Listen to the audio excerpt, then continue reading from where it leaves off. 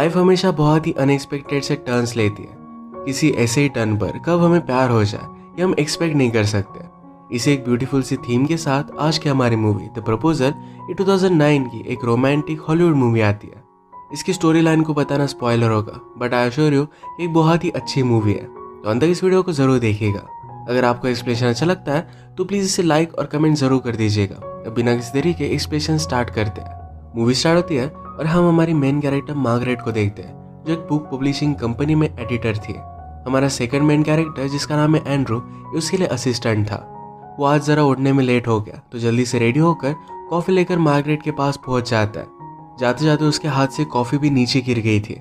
Margaret अब तक office में आई नहीं थी तो डर कर जल्दी से अपना शर्ट वो बदल लेता है। इसके लिए अपने कोवर्कर को उसे गेम के बहुत ही एक्सपेंसिव टिकट भी देने पड़े थे।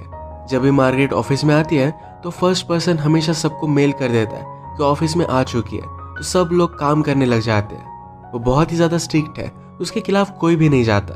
मार्गरेट चाहती थी कि एक आर्टिस्ट बुक लिखे, पर वो लिखने के लिए रेडी नहीं था, तो मार्गरेट खुद उसे कॉल करती है। बहुत अच्छे से बात कर कर उसने बुक लिखने के लिए उसे कन्विंस कर ही दिया था। वो अपनी कॉफी पर नोटिस करती है कि एंड्रू का नाम लिखा हुआ है। उसने पूछा कि मेरी कॉफी को क्या हुआ। एंड्रू ने कहा कि एक नीचे गिर गई थी। मार्गरेट ने कहा कि हम दोनों एक ही टाइप की कॉफी पीते हैं, अगर तुम मुझसे डर कर सेम टाइप की कॉफी बाय करते हो तो ये बहुत ही पथेटिक है। एंड्रू सचमुच में उससे डरता था, इसी वजह से सेम कॉफी बाय करता था। और इसके बाद ये दोनों मिलकर एक एम्प्लॉय के ऑफिस में जाते हैं। उस आर्टिस्ट को बुक लिखने के लिए मनाने का काम उस एम्प्लॉय का था, पर ये काम मार्गरेट को करना पड़ा। इस वजह से वो बहुत ज्यादा गुस्सा थी। उसे कन्फ्रंट करती है और उसे पता चलता है कि उस एम्प्लॉय ने ट्राई भी नहीं किया था, इस वजह से उसे फायर कर देती है। वो एम्प्लॉय बहुत ज्यादा गुस्सा हो गया और ऑफिस में सबके सामने उसे बहुत गालियां देता है। उसने मार्गरेट से कहा तुम अकेली हो, इसी वजह से अपना फ्रस्ट्रेशन सब लोगों पर उतारती हो। इसके बाद मार्गरेट एंड्रू से कहती है हमें वीकेंड पर भी काम करना पड़ेगा, उस एम्प्लॉय के सारे कॉन्ट्रैक्ट्स हमें देखने पड़ेंगे। एंड्रू के ग्रैंडमा का 19th बर्थडे आने वाला है, तो इस वजह से वो घर पर जाने वाला था, पर अब मार्गरेट की वजह से नहीं जा पाएगा। नेक्स्ट दिन में मार्गरेट को उसके बॉस उसके पास बुलाते हैं। कहते हैं तुम्हारे इमिग्रेंट ऑफिस से कॉल आया था, वो तुमसे अपॉइंटमेंट लेना चाहते थे पर तुम बहुत ही बिजी थे और विदाउट परमिशन तुम किसी अलग कंट्री में भी गई हुई थी, तो इस वजह से अब वो तुम्हें डिपोर्ट कर देने वाले हैं। मार्गरेट को इससे शॉक लगता है। उसे लगा कि कुछ ना कुछ तो कर सकती है, पर इसमें वो कुछ भी कर नहीं सकती थी। अगर वो इस कंट्री में नहीं रह रही है तो इस ऑफिस में भी काम नहीं कर सकती। अचानक से जब ये मीटिंग हो रही थी तो एंड्रू उसे लेने के लिए आया। तो मार्गरेट को एक आइडिया आता है कि अगर वो एंड्रू से शादी कर लेगी तो यहाँ की सिटीजन वो बन सकती है। उसने अपने बॉस से कहा कि मेरे पास आपको देने के लिए एक न्यूज़ है, मैं और एंड्रू हम दोनों शादी कर रहे हैं। इतने दिनों से एक साथ हम काम कर रहे हैं, अनएक्सपेक्टेड मोमेंट पर हम दोनों को प्यार हो गया। ये सब सुनना एंड्रू के लिए एक शॉक ही था। वो अपने बॉस के खिलाफ जा नहीं सकता तो हाँ में हाँ मिलाता है। बॉस ये पूरी मार्गरेट की चाल समझ गए, पर उसे कहते हैं सिर्फ इन सब चीज़ों को लीगल कर देना। ऑफिस में जब सब लोगों को एंड्रू और मार्गरेट के बारे में पता चला तो एंड्रू के लिए सबको बहुत ही बुरा लगता है, क्योंकि मार्गरेट अब उसका जीना बर्बाद कर देगी। एंड्रू मार्गरेट से पूछता है कि तुम ये सब कर क्या रही हो। मार्गरेट ने कहा कि अगर तुमने मुझसे शादी नहीं की तो तुम कभी भी राइटर बन नहीं पाओगे। एंड्रू का राइटर बनना यही एक सपना था और इसी वजह से जॉब कर रहा था। मार्गरेट कहती है हम शादी करके जल्दी से डिवोर्स ले लेंगे, कोई भी प्रॉब्लम नहीं होगा। इसके बाद ये दोनों इमिग्रेशन के ऑफिस में आए। ये दोनों शादी कर रहे हैं, ये वहाँ के ऑफिसर गिलबर्ट को बता देते हैं। मार्गरेट ने जिस एम्प्लॉय को अभी अभी फायर किया था उसने ऑलरेडी गिलबर्ट को कॉल कर दिया था। गिलबर्ट को पता था कि मार्गरेट और एंड्रू ये फेक शादी कर रहे हैं। उन्हें इस बात के लिए कन्फ्रंट करता है तो मार्गरेट ने कहा कि ऐसा कुछ भी नहीं है, हम दोनों सिर्फ काम करते थे, तो इस वजह से अनएक्सपेक्टेड मूवमेंट पर हमें प्यार हो गया। इस बात पर गिलबर्ट उन पर बिलीव नहीं करता। उनसे कहता है वीकेंड खत्म होने के बाद हम तुम दोनों का इंटरव्यू लेंगे। अगर इस इंटरव्यू में दोनों को एक दूसरे के बारे में ज्यादा पता नहीं है तो एंड्रू को जेल हो जाएगी और मार्गरेट को फिर से उसकी कंट्री में भेज दिया जाएगा। ऑफिसर ने फिर से एंड्रू को एक चांस दिया सब कुछ सच कहने के लिए, पर एंड्रू कुछ भी बताता नहीं। ऑफिसर ने पूछा कि तुम्हारे पेरेंट्स को क्या ये सब कुछ पता है। मार्गरेट के पेरेंट्स नहीं थे, तो मार्गरेट कहती है एंड्रू के पेरेंट्स को हम इस वीकेंड पर बताने वाले हैं। यहाँ से निकलने के बाद मार्गरेट एंड्रू को अपॉइंटमेंट वगैरह इन सब चीज़ों के इंस्ट्रक्शन दे रही थी, पर अब एंड्रू उसकी कुछ भी बात मानने नहीं वाला। उसे कहता है मैं मेरी पूरी लाइफ तुम्हारे लिए दाव पर लगा रहा हूँ, तो अब तुम मेरा प्रमोशन करोगी, अब से मैं तुम्हारा असिस्टेंट नहीं हूँ। मार्गरेट के पास कोई भी ऑप्शन नहीं था, तो एंड्रू की बात उसे माननी पड़ती है। अब इस मौके का फायदा उठाकर एंड्रू मार्गरेट से कहता है तुमने मुझे शादी के लिए प्रॉपरली पूछा नहीं, मुझे प्रॉपरली प्रपोज करो। और मार्गरेट को ये करना पड़ता है। इंटरव्यू में जो भी क्वेश्चंस वो पूछने वाले थे, ये सब एंड्रू को मार्गरेट के बारे में पता था, और मार्गरेट एंड्रू के बारे में कुछ भी ज्यादा जानती नहीं। इस पूरे वीकेंड पर वो एंड्रू को जानने की कोशिश करेगी। एंड्रू के टाउन पर पहुंचने के बाद उसकी मदर और ग्रैंड माँ ने इनका स्वागत किया। उन्हें देखकर बहुत ही खुश थे। मार्गरेट की एज एंड्रू से बड़ी है, तो इनके लिए जरा सरप्राइज था, पर फिर भी इस बात को एक्सेप्ट कर लेते हैं। एंड्रू और उसके फादर हमेशा झगड़ते रहते हैं, तो इस वजह से उसे लेने के लिए नहीं आए थे। मार्गरेट ने पूरे टाउन में नोटिस किया कि हर जगह पर पैक्सटन ही लिखा हुआ था, यानी कि हर शॉप ये पैक्सटन का था। एंड्रू का पूरा नाम है एंड्रू पैक्सटन है। इसका मतलब है ये पूरा टाउन उसकी फैमिली ओन करती है। वो इतना ज्यादा अमीर है, इसके बारे में मार्गरेट को कभी भी पता नहीं था। मार्गरेट ने टाउन के एक होटल में रिजर्वेशन किया हुआ था, पर पूरा टाउन एंड्रू की फैमिली ओन करती है, तो इस वजह से ग्रैंड माँ ने ऑलरेडी रिजर्वेशन कैंसिल कर दिया था। वो चाहते थे कि मार्गरेट उनके साथ ही रहे। ये फिर बोट पर बैठकर एक आइलैंड पर जाते हैं, और वहीं पर उनका घर था। बेचारी मार्गरेट पानी से बहुत ज्यादा डरती थी, तो इस वजह से जैकेट पहनकर ही बोट पर बैठी। मार्गरेट ने एंड्रू से पूछा कि तुमने मुझे बताया क्यों नहीं कि तुम इतने ज्यादा अमीर हो। एंड्रू ने कहा कि मेरी फैमिली रिच है, मैं नहीं हूँ। जब एक घर पर पहुंचे तो इनके लिए एक बड़ी पार्टी रखी गई थी। मार्गरेट एंड्रू के फादर से मिलती है। मार्गरेट जो भी काम करती है, इस प्रोफेशन को थोड़ा सा भी रिस्पेक्ट नहीं करते। उन्हें इसके बारे में ज्यादा पता भी नहीं था। एंड्रू का इस तरीके से अपने पैशन को फॉलो करने के लिए घर छोड़कर जाना उसके फादर को अच्छा नहीं लगता, तो इसी वजह से वो जरा बिटर थे। फादर ने एंड्रू से कहा तुम अपने बॉस को डेट कर रहे हो, ये सिर्फ अपॉर्चुनिटी पाने के लिए। एंड्रू कहता है कि ऐसा कुछ भी नहीं है, मैं एक्चुअल में उससे प्यार करता हूँ। वो अपने फादर से गुस्सा हो जाता है और सब लोगों को बता देता है कि मार्गरेट उसकी फियांसे है। इन दोनों के लिए सब लोग बहुत खुश थे। ग्रैंडमा और मदर ने मार्गरेट से पूछा कि एंड्रू ने तुम्हें प्रपोज कैसे किया था। इन दोनों के पास कोई भी स्टोरी नहीं थी, तो एंड्रू कहता है कि मार्गरेट को स्टोरी सुनाना बहुत अच्छा लगता है, वही तुम्हें बताएगी। कुछ भी वियर्ड सी स्टोरी उन्हें बता देते हैं। सब लोग फिर इन्हें चीयर करने लग गए कि एक दूसरे को किस करो। ये मार्गरेट और एंड्रू के लिए जरा वियर्ड था, तो एंड्रू उसके हाथ को किस करता है, पर बाद में उन्हें फोर्स करने के बाद रियल किस करना पड़ता है। ये फीलिंग इन दोनों के लिए अलग ही थी। इसके बाद ग्रैंडमा ने मार्गरेट और एंड्रू को उनका रूम दिखाया। वो उन्हें एक कंबल देती है और कहती है कि इसका नाम बेबी मेकर है। इसे ओढ़ने के बाद बहुत सारे लोगों को बेबीज हुए। एंड्रू डर कर तुरंत इसे फेंक देता है। एक ही रूम होने की वजह से एंड्रू को बेचारे को नीचे सोना पड़ा। सुबह होने के बाद मार्गरेट को आर्टिस्ट का कॉल आया। अब उसे लग रहा था कि वो बुक नहीं लिख सकता, तो उसे कन्विंस करने के लिए मार्गरेट उससे बात कर दिया। जरा रेंज आ नहीं रही थी तो बाहर चली गई।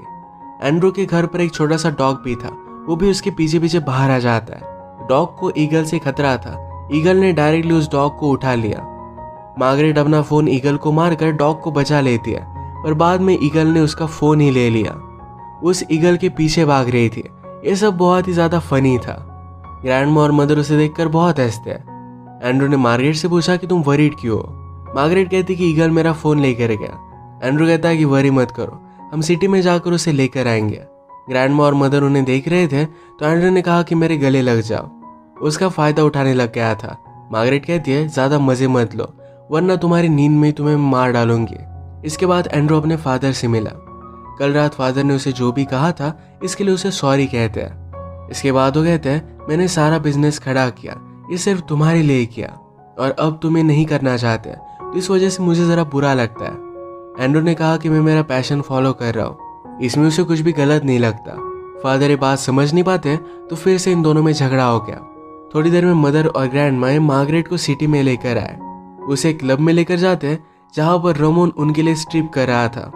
रमोन ये उनका ही एम्प्लॉय है और उनके घर पर वो एज अ शेफ भी काम करता है। ये मार्गरेट के लिए बहुत ही वियर्ड है। या इस पार्टी में एंड्रू के एक्स गर्लफ्रेंड भी उन्हें ज्वाइन कर दिया। रमोन मार्गरेट को स्टेज पर ले जाकर उसके साथ डांस करता है।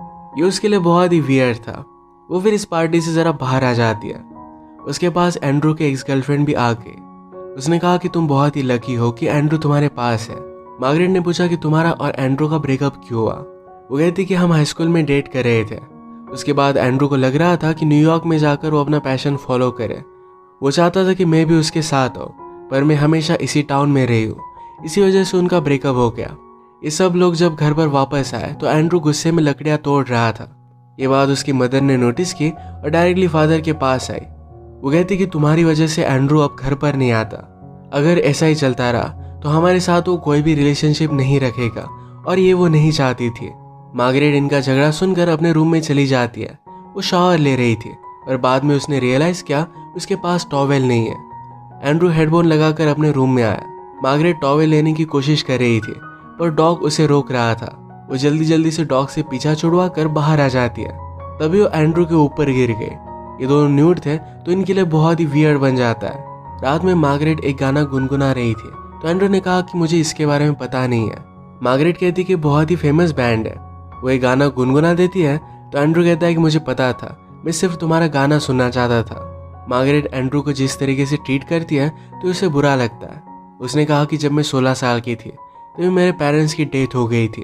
तब से वो हमेशा अकेले ही रही है। इस वजह से कभी भी उसकी लॉन्ग टर्म कोई भी रिलेशनशिप रही नहीं।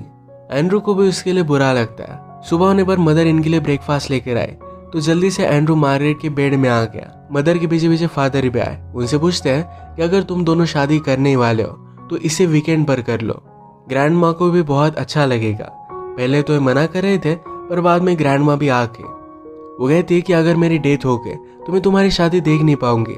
इस इमोशनल ब्लैकमेल की वजह से दोनों मान जाते हैं। सब जानने के बाद बेचारे एंड्रू को बहुत ही बुरा लगा। वो मार्गरेट से कहता है कि अगर सबको सच के बारे में पता चला तो बहुत ही बुरा होगा।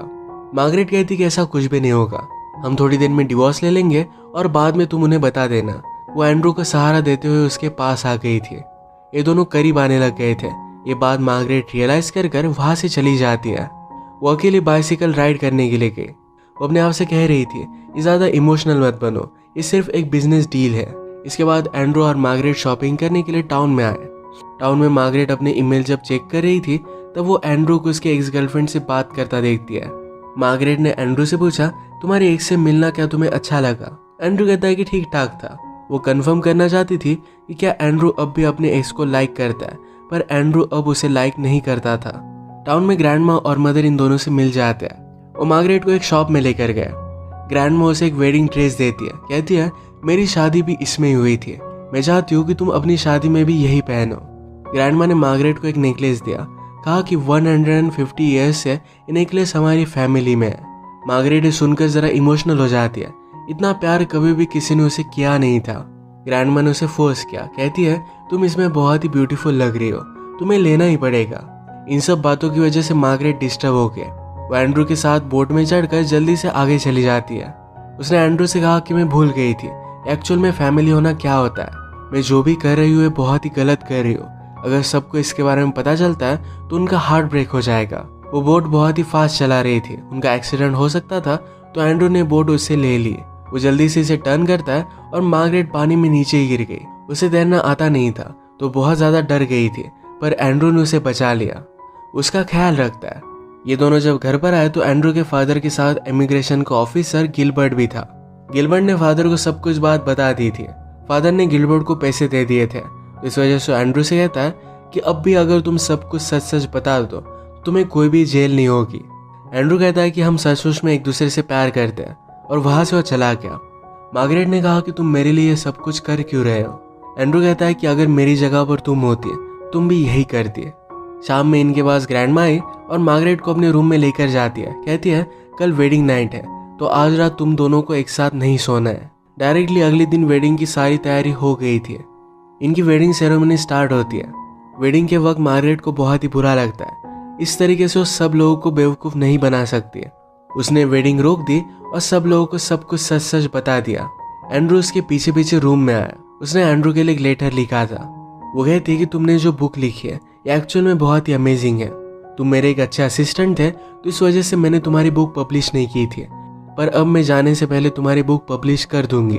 तुम बहुत ही अमेजिंग हो और अच्छी लाइफ जीना। एंड्रू के पीछे पीछे उसकी एक्स गर्लफ्रेंड भी आई।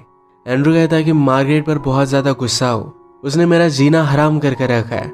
एक्स गर्लफ्रेंड को पता था कि एंड्रू मार्गरेट से बहुत ही प्यार करता है तो उसे पूछती है क्या तुम उसे ऐसे ही जाने दोगे? एंड्रू फिर जल्दी जल्दी निकलने लग गया। उसके फादर उसे रोकते हैं और कहते हैं कि तुम कर क्या रहे हो। फादर और एंड्रू में झगड़ा स्टार्ट हो जाता है। तभी ग्रैंडमा को हार्ट अटैक आने लग गया। वो जल्दी से उसे प्लेन में बिठाकर हॉस्पिटल में लेकर जा रहे थे। ग्रैंडमा फादर और एंड्रू से कहती है तुम दोनों का वे ऑफ थिंकिंग बहुत ही अलग अलग है, पर तुम दोनों फैमिली हो तो इस वजह से तुम्हें झगड़ना नहीं चाहिए। मेरे मरने से पहले मुझे तुम प्रॉमिस करो कि कभी भी नहीं झगड़ोगे। ये दोनों प्रॉमिस करते हैं। तभी ग्रैंडमा उठकर खड़ी हो गई। उसे हार्ट अटैक आया ही नहीं था। उसने फिर पायलट से कहा कि जल्दी से हमें एयरपोर्ट पर लेकर चलो। ये सब लोग जब तक एयरपोर्ट पर पहुंचे तब तक बहुत ही लेट हो चुका था। ऑलरेडी मार्गरेट वहां से चली गई थी। ग्रैंडमा और मदर को बहुत ही बुरा लगता है। फादर ने पूछा कि ये सब हो क्या रहा है। मदर कहती कि मार्गरेट भी एंड्रू से प्यार करती है, उसे हर्ट नहीं करना चाहती थी, तो इसी वजह से वो चली गई।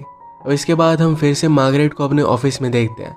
वो अपना सब सामान लेकर यहाँ से जा रही थी तो एंड्रू वहां पर आ गया। एंड्रू से कहता है, इतने साल मैंने तुम्हारे साथ काम किया, मुझे हमेशा लगता था कि तुम्हें मार डालो। अब जब मैं तुम्हें जानने लग गया हूँ तो तुम मुझे बहुत ही अच्छी लगती हो, तुमसे प्यार करता हूँ। हमारे बीच जो भी हुआ ये बहुत ही यूनिक था। मार्गरेट कहती कि मुझसे प्यार करना है बहुत ही हार्ड होगा। एंड्रू कहता है कि रिलेशनशिप हार्ड होती ही है। ये दोनों फिर एक दूसरे को किस कर लेते हैं और इसके लिए वो रेडी थे। इसके बाद हम इनकी इमिग्रेशन की इंटरव्यू देख सकते हैं जो सक्सेसफुल हुए और इन्होंने शादी कर ली। इसी के साथ इस मूवी की स्वीट सी एंडिंग हो जाती है। अगर आपको वीडियो अच्छा लगा तो प्लीज़ इसे लाइक और कमेंट जरूर कर दीजिएगा। मैं बहुत सारी मूवीज़ लेकर आते रहता हूँ, तो प्लीज़ इस चैनल को सब्सक्राइब कर दीजिए और बेल नोटिफिकेशन आइकन दबाना मत भूलिएगा। फिर से मिलेंगे और एक नई मूवी के साथ। तब तक के लिए थैंक यू और आप अपने आप का ख्याल रखिए।